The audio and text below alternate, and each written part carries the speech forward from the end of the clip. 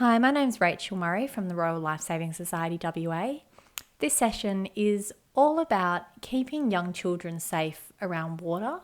At Royal Lifesaving, we are really dedicated towards reducing the risk of drowning in children under the age of 5. And there's some basic information that parents and other people who care for kids need to know to make sure that their home is as safe as possible and that their children are as safe as they possibly can be.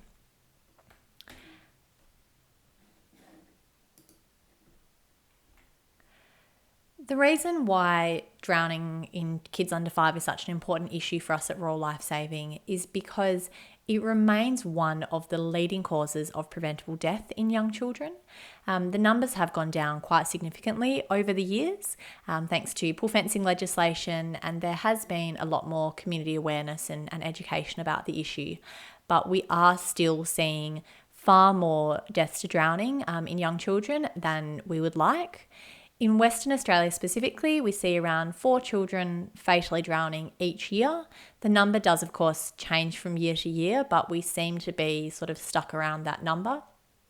There's also a lot of children who get admitted to hospital as the result of a drowning. So for every 1 fatal drowning death, we do usually see around 8 to 10 children admitted to hospital each year in Western Australia after a drowning incident.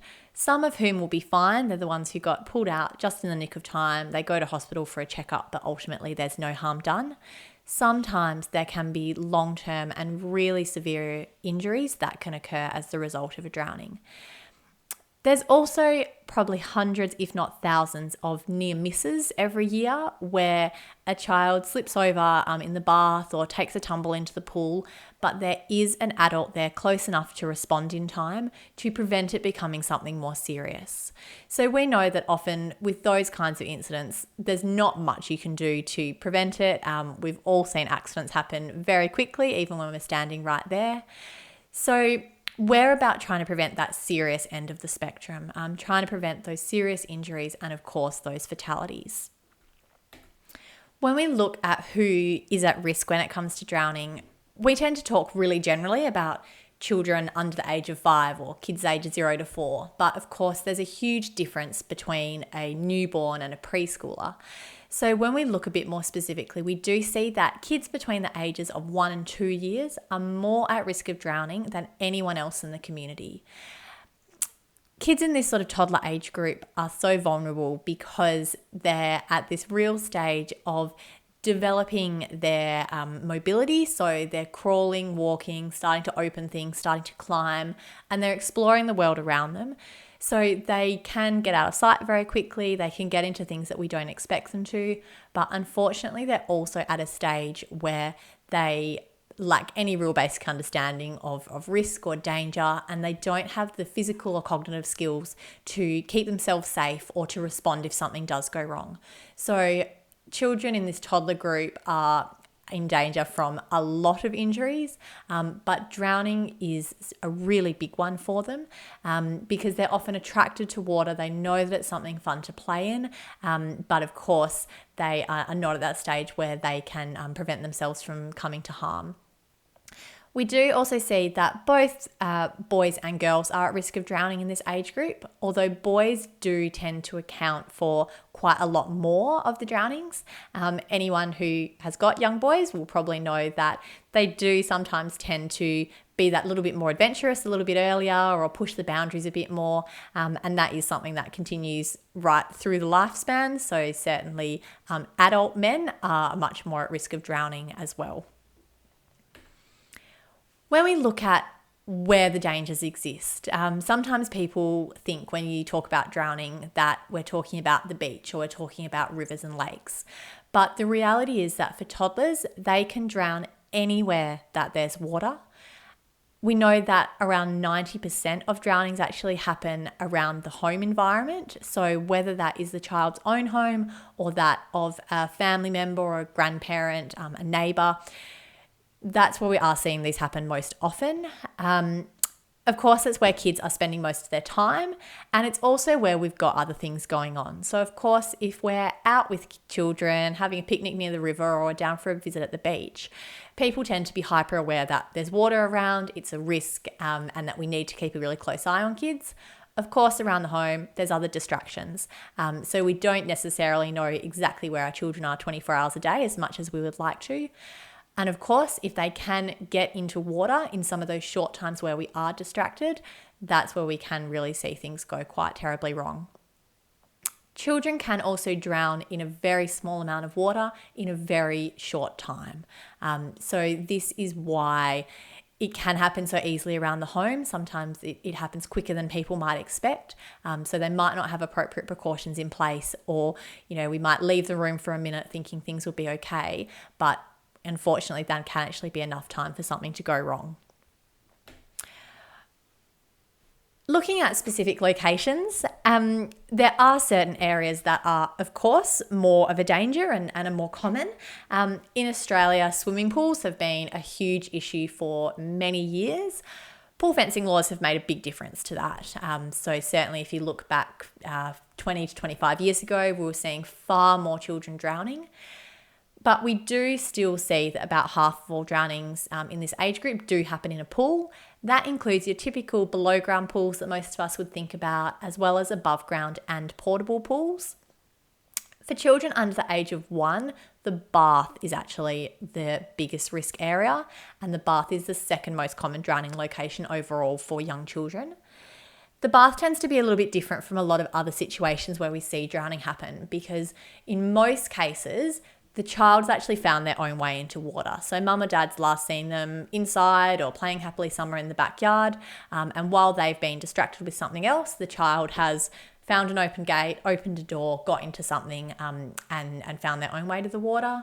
When children drown in the bath, they usually are there for normal bath time with their parent, and their parent does leave the room for a short time, often to grab something that they've forgotten. So we see that very much in children before the age of 1, before they've started crawling and exploring. And once children do get to that toddler stage, that's where we see that shift to a lot of other locations around the home. Things like fish ponds and water features can also be quite a big danger, often because they're somewhere that's close to the house or near your outdoor area. They're often low to the ground, and they might have fish or plants or other things in them that kids are going to be really attracted to. There are also a lot of other risks that might exist around your home. So things like spas, buckets of water, whether they've been used inside or outside, maybe for cleaning or for washing the car. Even things like eskies that have been left overnight after a party full of ice and the ice has melted. Something like that is actually at a really nice height for a child to want to play with or to interact with, and there's that risk of them toppling forwards into it. A lot of those sort of smaller water bodies aren't the most common things we see, but there have been cases involving all of those types of water.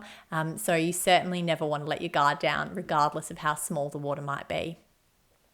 We do also see a small number of children drowning in some of those bigger natural waterways, particularly out in regional areas. For people who live on farms or who visit family or friends who might have a farm, there will be lots of things like dams, maybe animal water troughs, creeks or little lakes or reservoirs on those properties. And we do see a small number of drownings in things like rivers and lakes. Often in those cases, the child was actually able to access that water themselves because they lived nearby to it. So it's not usually the case that a family's out for a picnic near the river and the child manages to get into the water. It's still usually that situation that they were last seen in or around their home, and they've actually wandered away and found their way down there. There's a number of reasons why toddlers are so particularly vulnerable to drowning. And a lot of this is similar to why kids are at risk of all injuries. There's 3 main sort of factors that might influence why a child drowns, and these are usually in the areas of sort of parent and then the environment and then the child themselves. So the biggest thing that we see leading to a child drowning is usually that there was a lack of direct adult supervision at the time that they were in the water. And that doesn't mean at all that it's because these parents or carers for kids had been negligent, or that they weren't watching their kids properly, or that, they weren't otherwise wonderful, loving parents trying to do the right thing, which sadly is sometimes the attitude you'll see when a drowning happens and there might be a story in the news. You always get people asking, well, why wasn't someone watching this child, and how could this happen? But the reality is that the vast majority of the time, the adult last saw the child somewhere safe. They had no idea that they had access to water, and they've been distracted with any one of those sort of household tasks or chores or attending to other kids that any of us could be. Another thing is if there's confusion over who's actually responsible for supervising children. So this could just be when both parents are home, or if there's friends or family visiting and everyone assumes that someone else has got an eye on the children. If that happens, so there's not an adult watching the child and then they have access to water, that's where things can really go wrong. So whether that's that water is just lying around, perhaps in a paddling pool that's been left full of water, or in a bucket of water, they might be able to get straight into it. If there is some sort of barrier to the water, like a pool fence, if that barrier is not working properly, it can be, again, really easy for a child to get in. So things like a gate being left propped open, like in this picture here, or if the gate's not working properly, or the child is able to perhaps climb over the fence or get through it some other way. And the final thing is that toddlers are so physically and cognitively at risk because of the fact that, like I mentioned before, they're attracted to water, they're curious, they're exploring their surroundings, but they don't have good control over their bodies. So it's really easy for a child who is even just reaching out or leaning over water to topple forwards and end up in it. The really big thing is that drowning is a silent event, and it's something that is so apparent whenever you speak to people who have experienced this, or you read just about any story online or in the news, that people sort of think you'll be able to hear that something's gone wrong. We're constantly listening out for cries or splashes or bangs or things that will tell us that something's happened and we need to go and check on our kids and check that they're okay. But drowning can happen with very minimal splashing, without any screaming, with very little sound. And so if you don't actually see it happening, it can be very hard to realise that anything's happened until it's actually too late. Having said all of that, the good news is that drowning is preventable, and certainly those more serious incidents are very preventable. There's some simple actions that parents and everyone who cares for kids can take to make sure that their home is as safe as it possibly can be, and that they're putting things in place all the time around water to reduce those risks for their children. So the first thing, which I know is of course no surprise, is supervision. But what we're talking about here is not just you need to supervise your child while they're in the water. Everyone knows that. They're out there doing the right thing with that. What is really important is being very mindful of when your child has access to water, even if they're not directly interacting with it. So if you're inside your home, but the back door is wide open as you're going in and out, and your paddling pool set up outside, even though your child might be in the lounge room, not interacting with that water at all, if there's that possibility of them getting into it, that's where at the very least we need to have supervision that is eyes on, so being able to see them, and preferably being close enough to touch, so that if they do make a run for it near the water, or they have a slip or a fall, you're there straight away to get them out or to prevent them from getting in the first place. Where I think people so often become unstuck is that they listen out for kids, and you listen for those noises that'll tell you that something's gone wrong. As we know, drowning can be silent, and it may be too late before you realise and go to check on them. For people who've got young children, and particularly kids under the age of 1 year, the bath is where you need to be most on your guard. And where we often see drownings happen in the bath is when the parent pops out of the room because they've forgotten something like nappies or dry clothes or a towel or something like that, and they leave the room for a really short period. So what we encourage everyone to do whenever bathing babies or children is just to have a little bit of a mental checklist. Make sure you have got everything you need with you in the room, and just do that quick little look around, that you've got nappies, dry clothes, towels, all the soaps and shampoos, everything within easy reach before you run the bath, and certainly before you put your child in it, because it just removes that temptation to think, oh, I'll just duck out and quickly do something else. Think about as well when you're bathing your child that you're really trying to minimize other distractions around the home. So not trying to cook dinner at the same time or take phone calls or do work or anything like that. You want to be able to give your child in the bath all of your attention the whole time that they're in there. Of course, there are things that get in the way of supervision, and often it's actually easier for people to supervise when it's just one parent and a toddler, because they know that they've got that responsibility, and it's much easier to manage that if there's just the one child there. Where we see things coming a bit unstuck is in some of these kind of situations. So where there's multiple parents around or lots of friends or family, because firstly, there's a lot of extra distractions the more people are there. And secondly, you can assume that someone else is watching kids. If you don't know where they are, you'll think, oh, maybe they've gone off to have a look in the backyard with grandma, or they're playing in the back with their dad. So a really good thing to do is to make sure you're getting into the habit, even when your child is little, of being really clear when you're handing over supervision responsibility to your partner or to another family member or a friend. If you're going in to do something else, or you need to go and attend to other kids, be really clear that they are now responsible for watching the child, and you're not just assuming that they know that they need to do it. In some of those bigger group situations, and particularly where you're obviously near the water, so you're at a pool party or you're at the river with some friends having a picnic, make sure you're actually nominating at least one person whose job is just to supervise the water. Yes, while everyone's probably watching their own kids and keeping a general eye out, it's really easy to get distracted with serving food or talking to other visitors. So knowing that there is at least one person whose job is just supervising provides that little bit of an extra safety net. You can rotate the role around between adults, so every 10 or 15 minutes you might get someone else in, and then they can be fresh and provide really, really active level of supervision. It's important that adults are the only people supervising when there is water around. There have been quite a number of cases of toddlers who've drowned when they were playing with older brothers or sisters or friends or cousins. And the older kids either haven't realised that something's gone wrong, so they've got distracted, they've gone off to do their own thing, left the toddler playing alone, and haven't noticed that they have found their way into the pool area, or that they've wandered outside, or even that they've slipped over in the bath. Or they may realise that something's gone wrong, but they're not quite mature enough to know how to respond. So they might not pull the child out themselves. They might come and tell their parents, but maybe not as urgently as they should. Or they just don't quite know what they need to be doing. So some time can pass before adults realise something that's happened.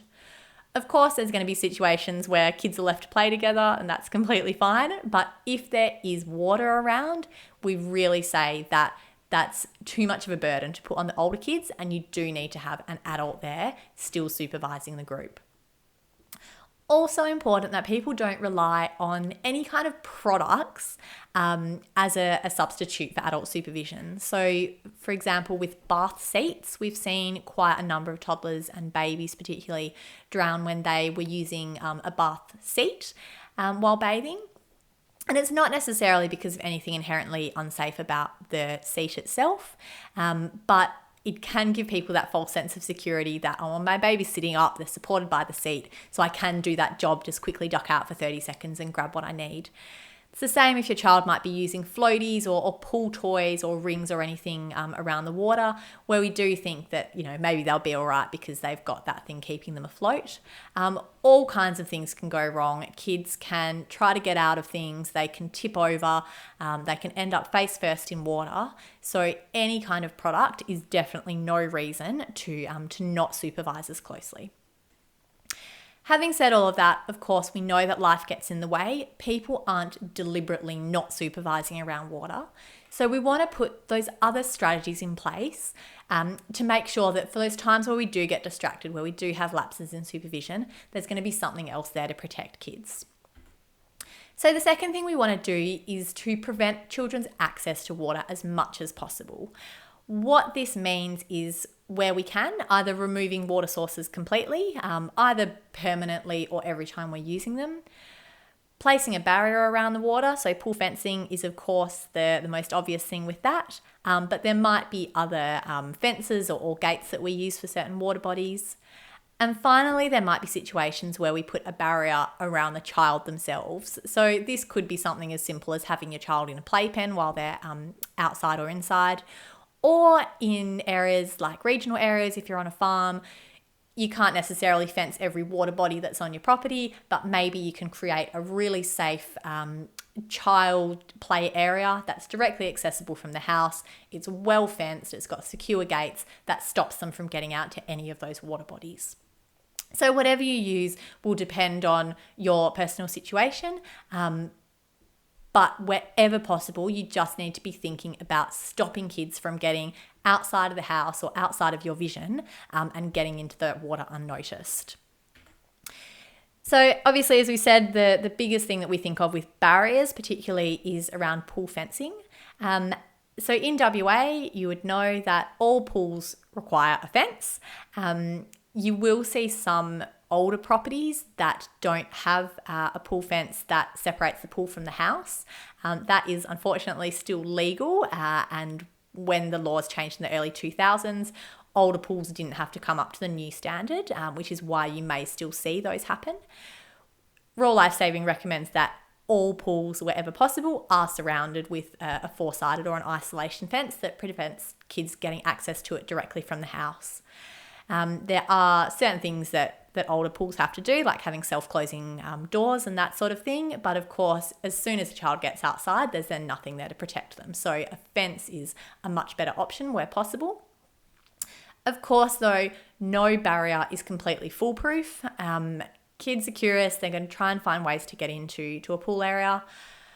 But more often than not, the easiest way they get in and the most common way is actually through the gate, whether that's because the gate's been left propped open or it's not self-closing and self-latching properly.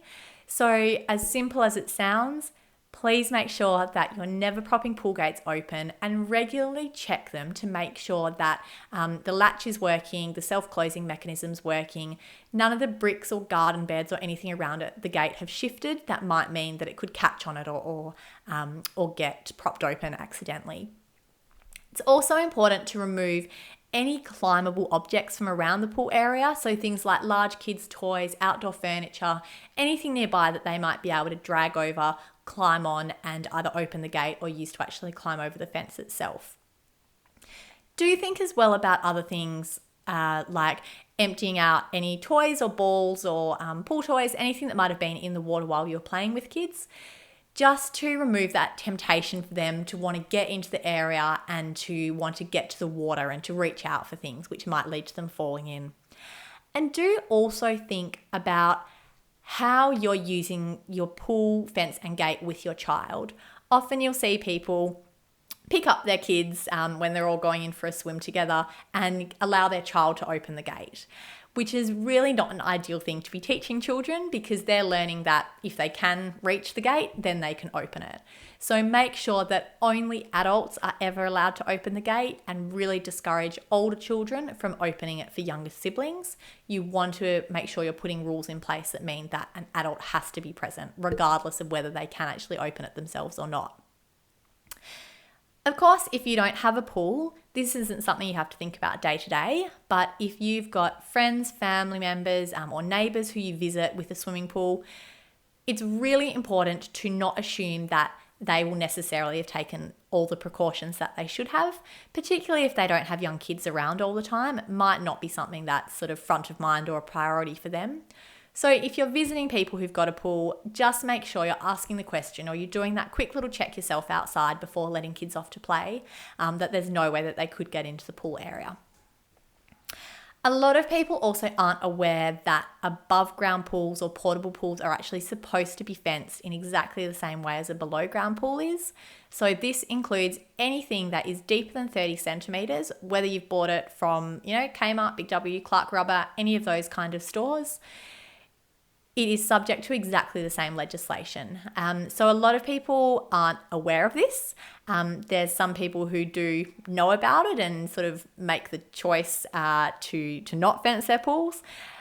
We would really say that if you have got young kids around, and even if you don't, that you should be looking into the requirements when purchasing a pool of this size.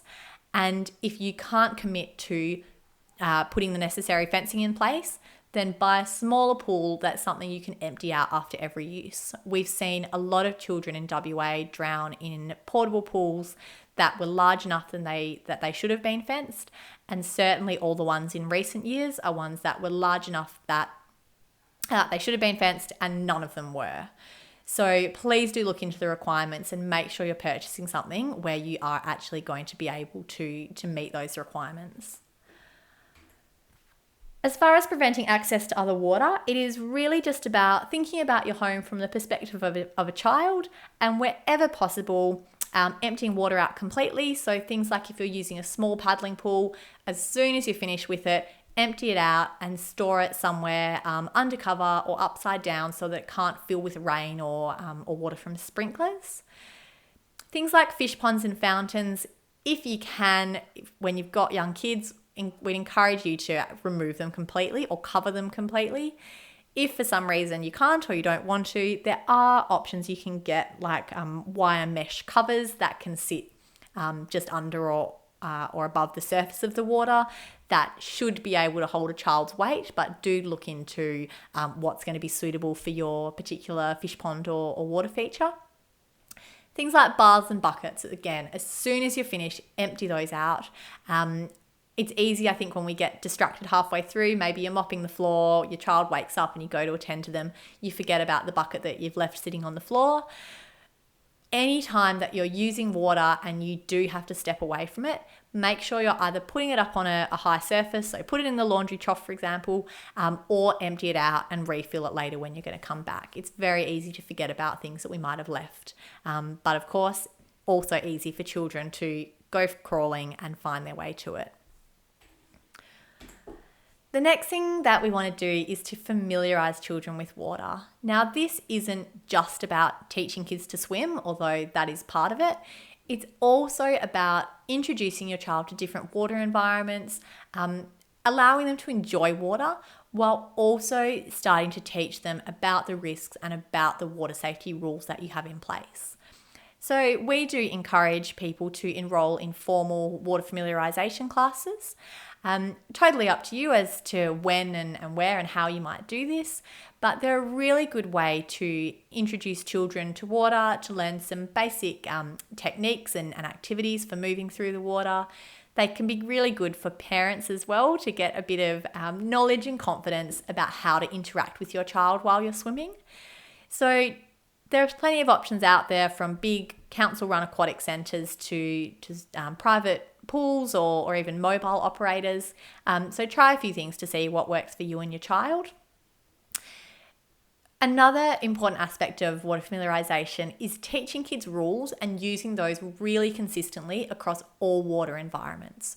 So if you're putting the rule in place with your child that they have to be, holding hands with you before they can get in the water, or mum and dad have to say it's okay before they can get in, make sure that everyone who cares for your child, whether it's both parents, grandparents, friends, that they're all using that rule so that children don't get confused. And also that you're reminding them of the rules that apply whenever you go somewhere new. So if you go to a public pool or to a friend's pool, or you're out on a farm and there's a dam there, really take the time to remind your child of what they actually need to do in that environment, and don't just assume that they will know. Really important, of course, to remember that just because a child can swim, has spent lots of time in water and might seem to be really confident and competent in the water, it doesn't mean that they are not at risk of drowning. Plenty of children who have spent lots of time in water have drowned or come close to it, because young kids can't be expected to apply swimming or rescue skills in an emergency situation. And of course, the younger they are, the less likely it is that they will be able to do that. If kids are in an unfamiliar environment, it's cold water, they're wearing their clothes, they panic, maybe they hit their head. There's all kinds of situations where you would not be able to actually swim in that case.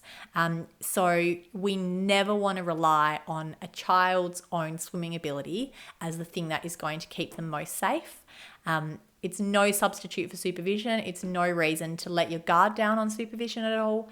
And it certainly doesn't mean that they no longer require, an adult to be with them, or that they can be left alone for periods of time. Just a little note as well about floaties. So look, there's some people out there who are not a fan of floaties. We think they can be fine to use, but there are some important things to remember. Firstly, kids' flotation devices are not life-saving devices. They're there as an aid. They're there to help kids get some independence in the water. But there are plenty of situations where things can pop, slip off, get pulled off, or kids can end up, floating face down in the water while still wearing their floaties. So obviously they need to be used under supervision. But you also need to be mindful about the fact that kids can become quite over-reliant on them because they become used to how it feels to wear floaties, and they don't actually know what it's like to hold and propel their own body through the water. So a few things to keep in mind if you are using floaties with your kids. Of course, they need to be used under supervision. It doesn't mean that a child can be left alone in the water for any length of time. Think as well about what type of floaties you're getting for your child. Something that fits to their body. So you can get sort of swimsuits that will have flotation,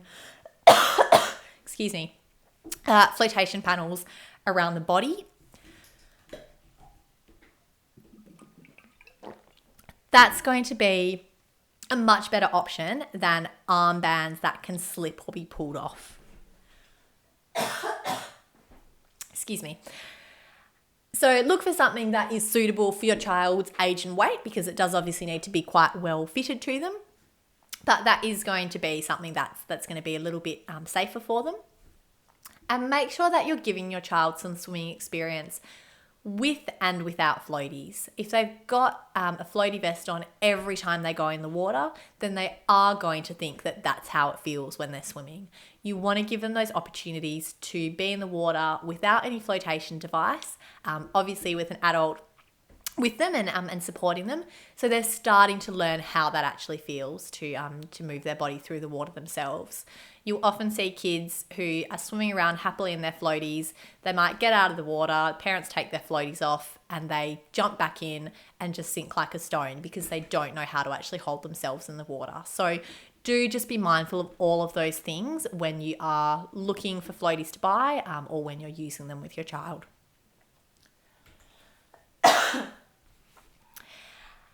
Finally, we need to respond in an emergency. So if something goes wrong and, you have lost sight of kids, you realize the pool gate's open, maybe they haven't learnt to swim yet and they've ended up in the water, we haven't been able to prevent that from happening, but your response then could be the difference between life and death or between a really serious injury and something a lot less severe. So the first thing is that if children are ever missing, whether around the home or out and about, it's very important to think about and look in water locations as your first priority. If your child's just wandered off somewhere in the house or they're hiding from you, a minute's difference here or there in finding them is probably not going to make a huge difference. If they found their way into water, then every second counts. So even if you think, no, the back door was closed, they couldn't be out there, or the pool gate's closed, they couldn't be in there, check those places and rule them out. Because the sooner that they can be found, removed from the water, got medical attention, there's a much better chance of a good outcome. If a child has been in the water for any length of time, you want to call 000 straight away to get an ambulance on the way and then commence CPR. So we encourage everyone in the community, but especially parents and carers of young kids, to learn basic CPR and first aid, not only for responding in the case of drowning, but because most of the time if something happens to your child, you're going to be the first one on the scene. So you need to know how to respond. If, however, you've never learnt CPR or you haven't done it for a long time, if it's a case where a child's drowned, it is better to give it a go and just try your best rather than hesitating because you think, well, I don't know what I'm doing, so what if I make it worse or what if I hurt them? If you've got a situation where somebody is not breathing and not conscious, there's not much you can do that is going to make it worse. It is far, far better to just give it your best try rather than panicking and waiting for someone else to come. Give it your best go and know that you've tried your best. If though you would like to refresh your skills, I would really encourage parents in WA to look into enrolling in our Heartbeat Club CPR session. So this is just a short course which is designed specifically for parents and carers of young kids. It's not a qualification level course, but it provides you with the information that you need to know to perform CPR for infants and children, as well as some basic first aid for common childhood injuries. It just costs $25 and runs for 3 hours, and you can either enroll in a public course or make a group booking for a group of friends, family, your play group or parent group, and have a trainer come out and run that session for you. We encourage people to update their CPR skills annually. If you can't do that, as often as you can is really important. It's something that can be very easily forgotten because hopefully you're never having to use it. But it does mean that you need to have those refreshers to make sure that you are keeping yourself up to date and knowing how to respond in an emergency. So we know that drowning is preventable, and we know that putting a combination of actions into place is going to make the most difference. You don't want to only rely on pool fences or only rely on supervising kids. By putting all of those strategies in place, if you do lose sight of them or the pool gates failed, there's going to be something else there to keep them safe. I know that drowning isn't necessarily something that you might think about year round, but it's something that you need to think about year round. It's not just irrelevant in summer. It's not just relevant when we're thinking about swimming and spending time in the water. Kids can drown at any time of year, in any situation. So please do think about what changes you might be able to make or what things you can keep doing to ensure that you're reducing the risk for your children. If you would like any more information about anything I've talked about or any of the courses or programs offered by Royal Lifesaving, please visit our website or do get in touch with us through Facebook. Thank you.